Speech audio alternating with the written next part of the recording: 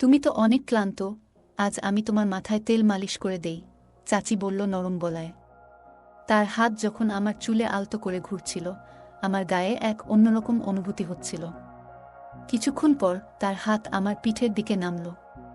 পূজা চাচি সবসময় নিজের কাজে ব্যস্ত থাকত, তাই আমার জন্য এমন কিছু করার সুযোগ খুব একটা পেত না। কিন্তু সেদিন রাতে চাচি নিজের হাতে আমার মাথায় তেল মালিশ করছিল। মালিশ করতে করতে কখন যে ঘুমিয়ে পড়লাম টের পাইনি। সকালে ঘুম ভেঙে দেখি আমার শার্ট নেই, আর সে আমার পায়ের কাছে শুয়ে ঘুমিয়ে আছে। ওকে এভাবে দেখে মনটা ভরে গেল। তারপর যখন চাচি ঘুম থেকে উঠল, যখন আমার বাবা মা বিদেশে চলে গেলেন, তখন আমার জীবনে একটি নতুন অধ্যায় শুরু হলো। মা বাবা আমার যত্ন নেওয়ার জন্য আমার চাচিকে আমাদের বাড়িতে থাকতে বললেন। চাচি, যার নাম পূজা, বয়সে প্রায় 40 এর কাছাকাছি ছিলেন। বয়স হলেও তার ব্যক্তিত্ব ও রুচিশীলতা ছিল মনোমুগ্ধকর। তার চালচলন, হাসি আর কথার ধরন সবকিছুই একেবারে আকর্ষণীয় ছিল। আমি তার দিকে মুগ্ধ হয়ে তাকিয়ে থাকতাম। সত্যি বলতে চাচি ছিলেন সত্যিই আকর্ষণীয়, তার মুখে সবসময় এক ধরনের অদ্ভুত হাসি লেগেই থাকত, আর চাচি যে আমার যত্ন নিতেন তা এক কথায় ছিল ভীষণ আলাদা। আমার প্রতি তার এমন একটি ভাবনা ছিল যেন আমি এখনও সেই ছোট্ট শিশু, যে প্রতিটি প্রয়োজনের জন্য অন্যের উপর নির্ভরশীল। তিনি আমার খাবারদাবার থেকে পোশাক পরিচ্ছদ সব কিছুতেই নজর রাখতেন, যেন আমার প্রতিটি ছোট বড় দায়িত্ব তারই ওপর। অনেক সময় তার এই অতিরিক্ত যত্ন আমার মনে প্রশ্ন জাগাত, কিন্তু সত্যি বলতে এর মধ্যে এক ধরনের স্বস্তি খুঁজে পেতাম। সকালে তিনি যখন আমাকে গোসল করার কথা বলতেন, তার কণ্ঠে এক আলাদা ভাব থাকত। বারবার তিনি নিজেই আমাকে গোসল করাতে চাইতেন, যেন বুঝতেই চাইতেন না যে আমি এখন বড় হয়েছি। বন্ধুরা, আজকের গল্পটা অনেক বেশি স্পেশাল, তাই কেউ মিস করো না। আর গল্পগুলো ভালো লাগলে ভিডিওটি লাইক, শেয়ার এবং চ্যানেলটি সাবস্ক্রাইব করো প্লিজ। একদিন চাচি আমাকে বললেন, তুমি ছোটবেলায় কতবার আমার কাঁধে উঠে খেলতে। আমি একটু লজ্জায় পড়ে চাচিকে বললাম, চাচি, আমাকে এভাবে লজ্জা দিও না। কিন্তু তিনি থামলেন না এবং গোসলের সময় আমার দিকে তাকিয়ে রইলেন। আমার নাম কুনাল, আর আমার বয়স এখন 20 বছর। ছোট থেকে শুনে আসছি যে মায়ের পরেই চাচি ঠিক মায়ের মতো। এই কথাগুলো বরাবরই আমার মনে একটা প্রশ্নের জন্ম দিত, সত্যিই কি চাচি এতটা গুরুত্বপূর্ণ? তবে কখনো ভাবিনি যে চাচি আর আমার মধ্যে এমন কিছু ঘটবে যা আমি কল্পনাও করিনি। যিনি ছোটবেলায় আমার এত যত্ন নিয়েছেন, তার দৃষ্টিভঙ্গি কখন যে এতটা বদলে যাবে বুঝতেই পারিনি। একবার আমার বাবা মা 2 মাসের জন্য বিদেশে গিয়েছিলেন। মা বাড়ির দেখাশোনার জন্য একজন সহকারী পাঠিয়েছিলেন। পরদিন সকালে যখন ঘুম থেকে উঠলাম, তখন হঠাৎ দরজার ঘণ্টা বাজল। যেহেতু মা বাবা বিদেশে ছিলেন, তাই ভাবলাম হয়তো কেউ এসেছেন। দরজা খুলতেই সামনে দাঁড়িয়েছিলেন এক লম্বা, সুন্দরী এবং আত্মবিশ্বাসী মহিলা। তার চোখে ছিল এক ধরনের ঝলক, আর তার মুখে ছিল মৃদু হাসি। তিনি হাসতে হাসতে বললেন, এই বাড়িতে একজন কাজের মহিলার দরকার ছিল, তাই না? আমি তাকে মনোযোগ দিয়ে দেখলাম এবং বললাম, হ্যাঁ, সম্ভবত আমার মা আপনাকে ডেকেছেন। তারপর তাকে বাড়ির ভেতরে নিয়ে এলাম। যখন তিনি ঘরে ঢুকলেন, আমি তাকে রান্নাঘর দেখালাম। তবে তিনি এমনই অভিজ্ঞ ছিলেন যে রান্নাঘরে কি কোথায় আছে তা সঙ্গে সঙ্গেই বুঝে গেলেন, যেন আগে থেকেই এখানকার সব কিছু তার জানা। আমি ভাবলাম, এটা খুবই ভালো হলো, মা নিশ্চিন্ত থাকতে পারবেন। তখনই মাকে ফোন করে জানালাম যে কাজের মহিলা এসে গেছেন। মা এটা শুনে অনেকটাই নিশ্চিন্ত হলেন। আমিও বুঝলাম এখন আর একা থাকার অনুভূতিটা থাকবে না। সারাদিনের কাজের পর সন্ধ্যায় কাজের মহিলার ছুটি দেওয়ার সময় এলো। হঠাৎ করেই তিনি আমাকে বললেন, কুনাল, সকাল থেকে তোমার সাথে আছি, কিন্তু তুমি এখনও আমাকে চিনতে পারোনি। তার কথা শুনে আমি অবাক হয়ে গেলাম। আমি বললাম, আমি জানি আপনি বাড়ির কাজে সহায়তা করতে এসেছেন, তবে আর কি পরিচয় আছে আপনার? তিনি হাসতে হাসতে বললেন, আমি এ বাড়িতে কাজের মহিলা হিসেবে এসেছি বটে, কিন্তু আগে আমাকে তুমি পূজা চাচি বলে ডাকতে। আমার নাম পূজা। তোমার ছোটবেলা থেকেই আমি তোমার দেখাশোনা করেছি। আমি বিস্মিত হয়ে বললাম, আমার জানা ছিল না যে পূজা চাচি আমার জন্য এসেছেন। মানুষ যখন বড় হয় তখন শৈশবের অনেক কিছু ভুলে যায়। আমারও তাই হয়েছে পূজা চাচি এই কথা বলতেই। তিনি আমার হাত নিজের হাতে নিলেন, আর তার স্পর্শে মায়ের মতোই এক ধরনের স্নেহ অনুভব করলাম। আমার মনে অদ্ভুত এক আনন্দের ঢেউ বয়ে গেল। আমি তাকে বললাম, এত বছর পর আপনাকে দেখে সত্যিই আমি খুব খুশি হয়েছি। সন্ধ্যা প্রায় 6টা বাজে, তাই তাকে বললাম, আজকের কাজ শেষ, এখন আপনি বিশ্রাম নিতে পারেন। কাল সময়মতো চলে আসবেন। তখন তিনি বললেন, কুনাল, আমার নিজের থাকার জন্য কোনো বাড়ি নেই। তুমি যদি আমার বেতনের কিছুটা কমাও তাও সমস্যা নেই, তবে যদি তোমাদের বাড়িতে একটি ঘরে থাকতে পারি তাহলেও ভালো হয়। আমি সঙ্গে সঙ্গে মাকে ফোন করে সব জানালাম। মা বললেন, আমাদের বাড়িতে তো একটি ঘর খালি আছে, ওটা তাকে দিয়ে দাও। ও থাকলে তোমার কোনো প্রয়োজন মুহূর্তেই পূরণ করবে, তোমার ছোটখাটো কাজে সাহায্য করবে। মায়ের কথা শুনে আমি তাকে সেই ঘরটি থাকার জন্য দিলাম। তিনি সাথে কোনো পোশাক আনেননি, তাই মায়ের কিছু পুরনো শাড়ি তাকে দিলাম এবং মায়ের ঘরেই পোশাক পাল্টানোর কথা বললাম। আমি বাইরে চলে এলাম। প্রায় 10 মিনিট পরে আমি মায়ের ঘরে গেলাম, কারণ আমার ফোনের চার্জার দরকার ছিল। তবে ভুলেই গিয়েছিলাম যে চাচি তখন ঘরেই ছিলেন। আমি দেখলাম চাচি পোশাক পরিবর্তন করছেন। লজ্জায় তাড়াতাড়ি চোখ বন্ধ করে ফেললাম, কিন্তু চাচি যেন এতে কোনো সংকোচ অনুভব করলেন না। বরং বললেন, কুনাল, এসো এখানে বসো, আর বলো তো, তোমার মায়ের এই শাড়ি আমার উপর কেমন লাগছে। তার পোশাক পরিবর্তনের মধ্যেও তিনি আমাকে সামনে বসতে ডাকছিলেন, কিন্তু আমার মনে হলো এটা ঠিক নয়। চাচি দেখতে অত্যন্ত সুন্দর ছিলেন, বয়স প্রায় 40 হলেও তার শরীর ও চেহারা বয়সের চেয়ে অনেক কম মনে হতো। কিছুক্ষণ পরে তিনি মায়ের শাড়ি পরে ঘর থেকে বেরিয়ে এলেন, আর পুরনো শাড়িতেও তাকে চমৎকার দেখাচ্ছিল। এইভাবে কয়েকদিন কেটে গেল। পূজা চাচি প্রায় 10 দিন ধরে আমাদের ঘরের কাজ দেখছিলেন।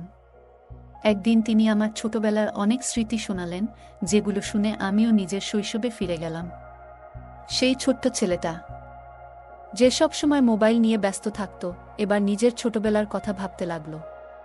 চাচি মাঝে মাঝে আমাকে বেশ বিভ্রান্ত করতেন। কয়েকদিন পর হঠাৎই বললেন, কুনাল, আজ তোমাকে নিজ হাতে গোসল করিয়ে দেব। আমি বারবার না করলেও তিনি হাসি মুখে গোসল করানোর জন্য জেদ করছিলেন এবং বললেন, তুমি বরং আজকের সকালের নাশতায় কি হবে সেটা ভাবো। আমি গোসল করতে চাইছিলাম না, তবে শেষে শাওয়ার নিয়ে বের হলাম। দেখলাম চাচি আমার ঘরে বসে আছেন। তিনি বললেন, তুমি আমার হাতে গোসল করনি, কিন্তু এখন আমি তোমার ভেজা চুল মুছে দিতে চাই। আমি মাথা নিচু করে তাকে তোয়ালে দিলাম এবং তার সামনে বসলাম। তিনি স্নেহমাখা হাতে আমার চুল ঠিক করতে লাগলেন। চাচিকে আমি পরিবারের সদস্যের মতোই মনে করতাম, তাই তার সঙ্গে খুব স্বাভাবিকভাবে মিশতাম। বলতাম, এই ঘরটাকে নিজের ঘর মনে করবেন। আমার কথা তিনি মনোযোগ দিয়ে শুনলেন এবং আমাদের বাড়িতে এমনভাবে থাকতে শুরু করলেন যেন এটি তার নিজেরই ঘর। এক সন্ধ্যায় আমি বন্ধুদের সঙ্গে জন্মদিনের এক পার্টিতে যাচ্ছিলাম। তখন চাচি আমাকে জিজ্ঞেস করলেন, কোথায় যাচ্ছ? আমি বললাম, একটি পার্টিতে যাচ্ছি। তখন তিনি বললেন, তুমি আমাকে পরিবারের অংশ বলো, কিন্তু একা একাই চলে যাচ্ছ, কখনো আমাকে কোথাও নিয়ে যাওনি। আমি বললাম, ঠিক আছে, আমি আপনাকে নিয়ে যেতে রাজি আছি, তবে আপনি কি সেই আধুনিক পরিবেশে মানিয়ে নিতে পারবেন? তিনি সম্মতি দিলেন, আর আমি বললাম, মায়ের ঘর থেকে ভালো একটি শাড়ি পরে প্রস্তুত হয়ে আসুন। পার্টিটা দারুণ জমেছিল। যখন চাচি মায়ের ঘর থেকে সেজেগুজে বের হলেন, তাকে দেখে আমার চোখ জ্বলজ্বল করে উঠল। চাচি সত্যিই অপূর্ব লাগছিলেন, তার রূপ যেন এক নতুন জুটি এনেছিল।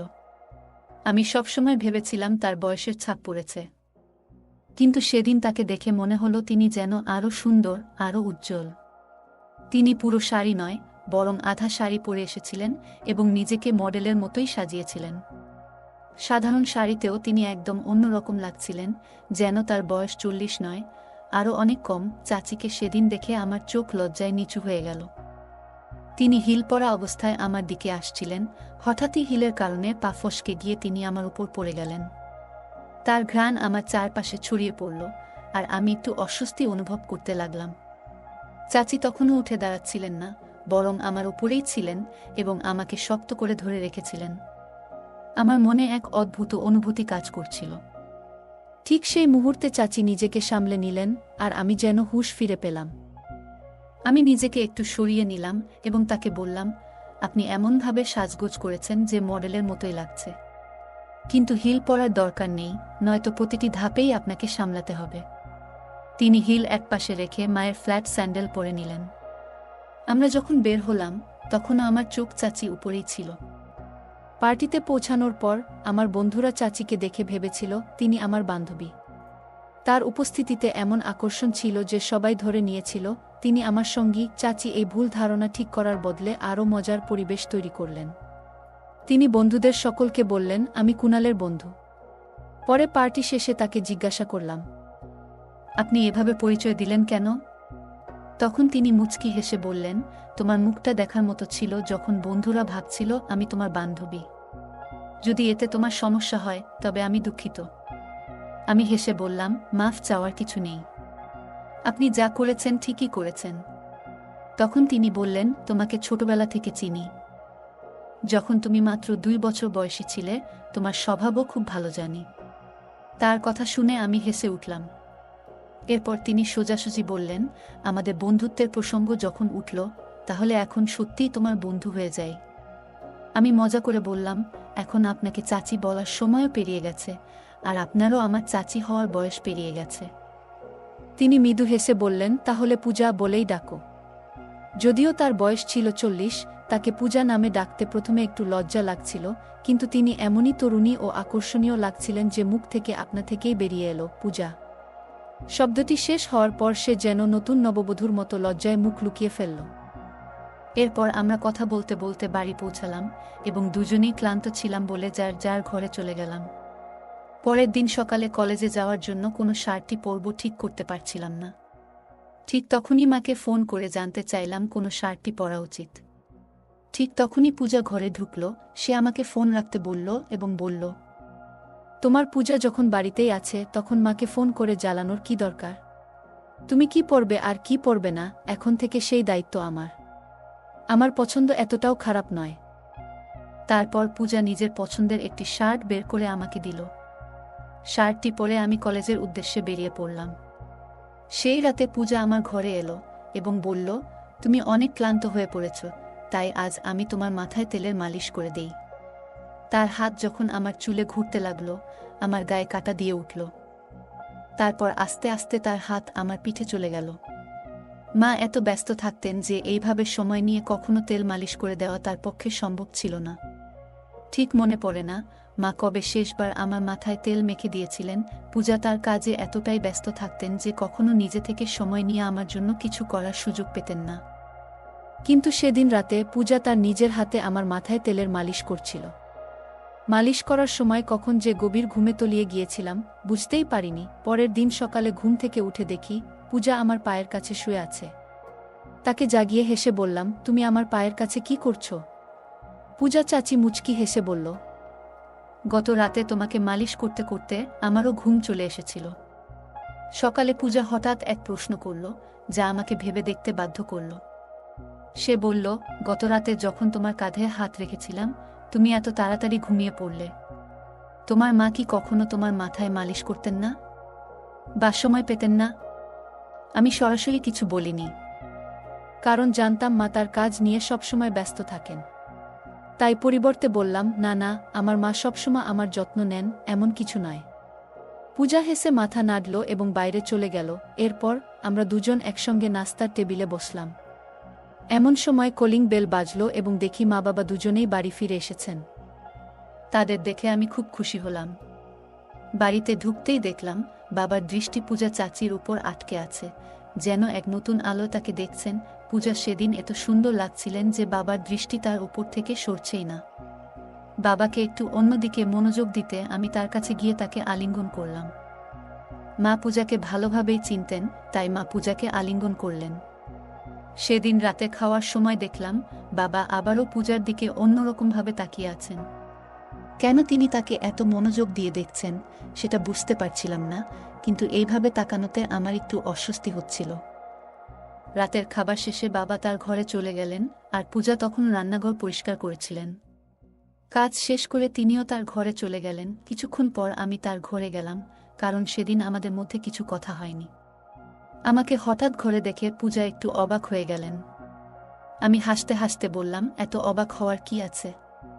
আমি তো তোমার কুণাল। পূজা মুচকি হেসে বললেন, তুমি এত চুপিসারে এলে যে একটু ঘাবড়ে গিয়েছিলাম। কিছু দরকার ছিল? আমি বললাম, না পূজা, বিশেষ কিছু দরকার ছিল না।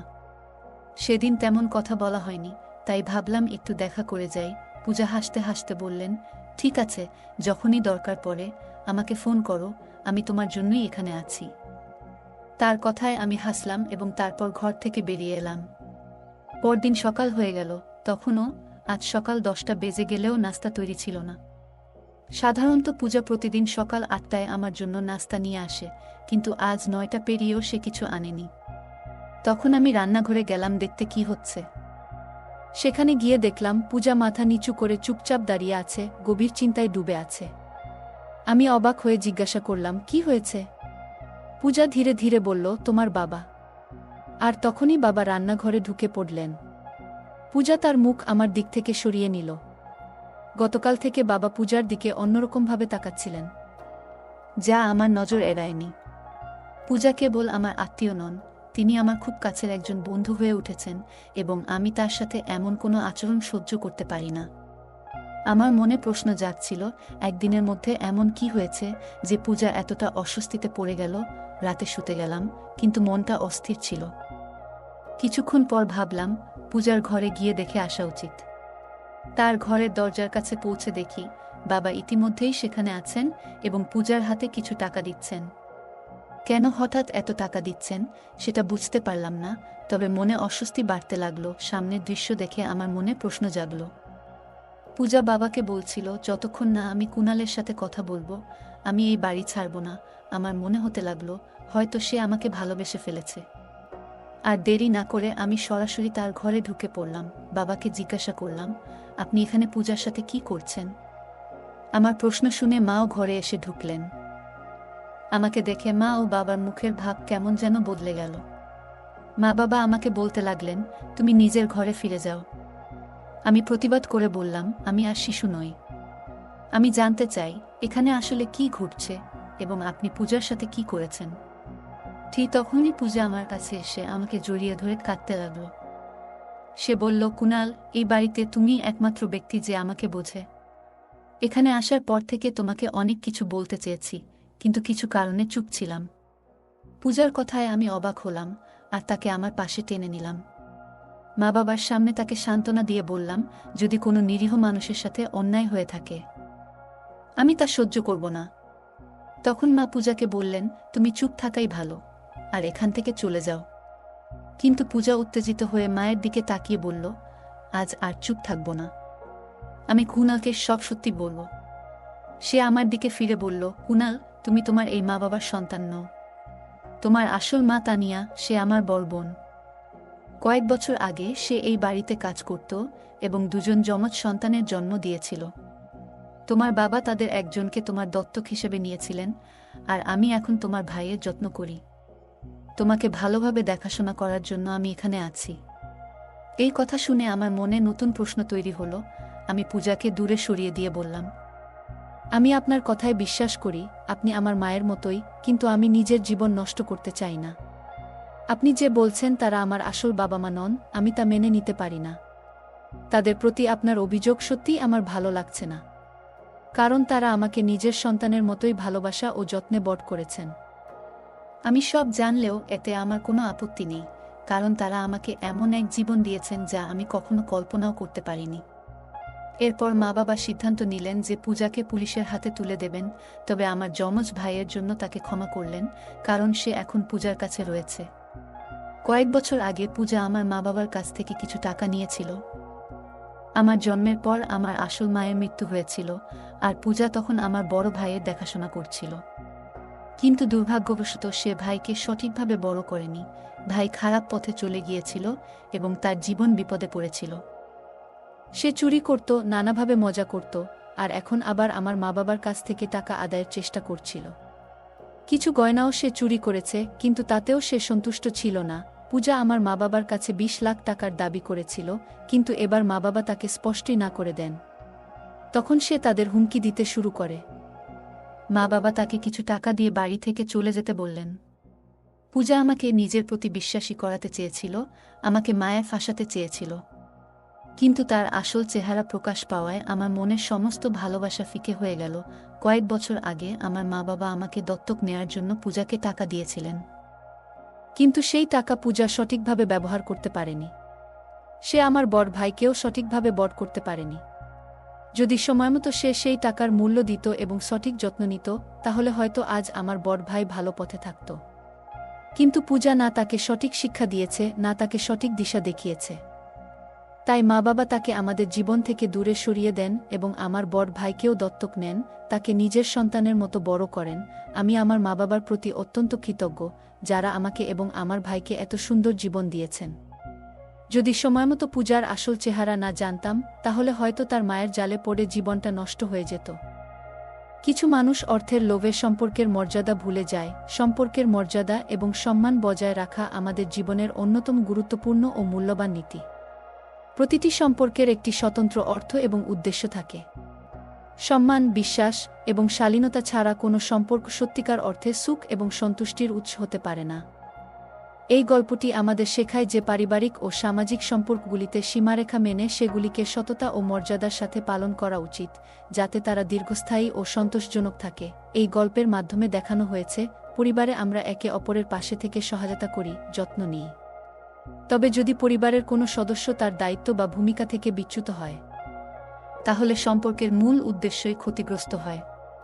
এখানে এক মায়ের মতো কাছের সম্পর্ক, যা একজন চাচি ও ভাগ্নের মধ্যে থাকে, সেটার কথাই বলা হয়েছে।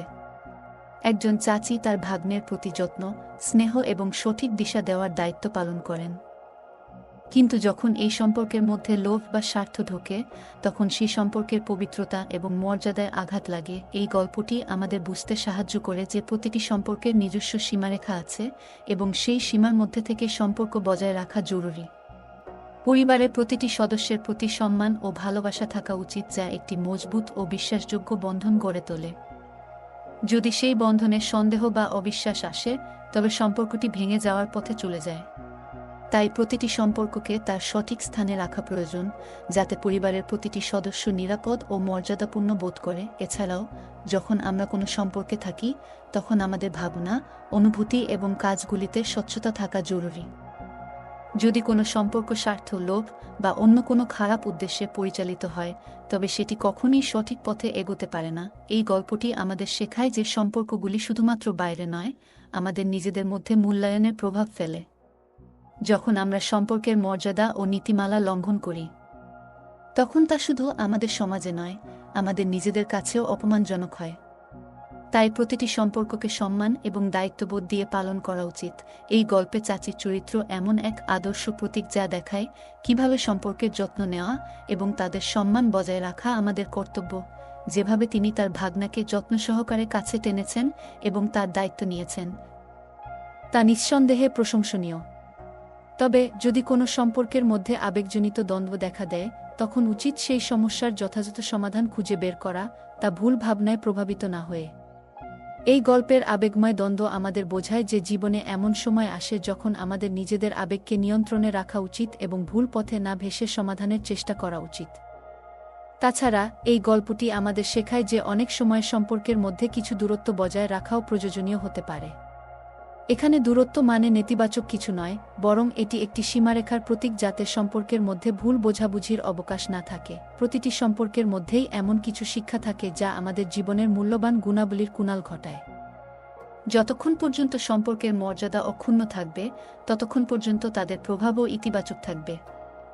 এই গল্পটি আমাদের শেখায় যে সম্পর্কগুলির মধ্যে শৃঙ্খলা এবং আত্মনিয়ন্ত্রণ রক্ষা করা কতটা গুরুত্বপূর্ণ। সম্পর্কের মধ্যে কোনো ধরনের অযথা আচরণ বা সীমা লঙ্ঘন কেবল সম্পর্কটিকেই নয়, আমাদের ব্যক্তিত্বকেও ক্ষতিগ্রস্ত করতে পারে। তাই সম্পর্কগুলির মধ্যে সততা এবং স্বচ্ছতার মূল্য অপরিসীম।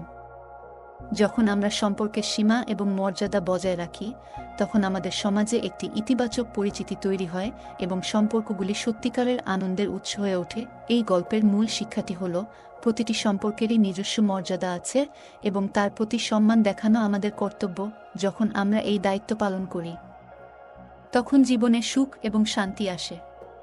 সম্পর্কের মূল্য শুধু একত্রে থাকার মধ্যে নয়, বরং সঠিক চিন্তা, সম্মান এবং সততার সঙ্গে তা পালনের মধ্যেই থাকে। তাই গল্পটি আমাদের বোঝায় যে সম্পর্কগুলিকে বুদ্ধিমত্তা, শ্রদ্ধা এবং সত্যের সাথে পালন করা উচিত, যাতে তারা সবসময় সুন্দর, সজীব এবং প্রেরণাদায়ক থাকে। এই গল্পের সারমর্ম এটাই যে প্রতিটি সম্পর্কের মধ্যে একটি সীমারেখা থাকে, যা তাকে পবিত্র এবং নিরাপদ রাখে। এই সীমারেখাগুলি মেনে চলা উচিত, যাতে আমাদের সম্পর্কগুলি যেমন মজবুত থাকে, তেমনি আমাদের সমাজে একটি ভালো এবং প্রেরণামূলক ভাবমূর্তি তৈরি হয়। বন্ধুরা, যদি এই গল্পটি ভালো লেগে থাকে, তাহলে দয়া করে ভিডিওটি লাইক করুন এবং আমাদের চ্যানেলটি সাবস্ক্রাইব করুন। পাশে থাকা বেল আইকনটি প্রেস করুন, যাতে করে আমরা যখনই নতুন ভিডিও আপলোড করি তার নোটিফিকেশন সবার আগে আপনার কাছে পৌঁছে যায়। ধন্যবাদ। দেখা হবে আমাদের পরবর্তী ভিডিওতে।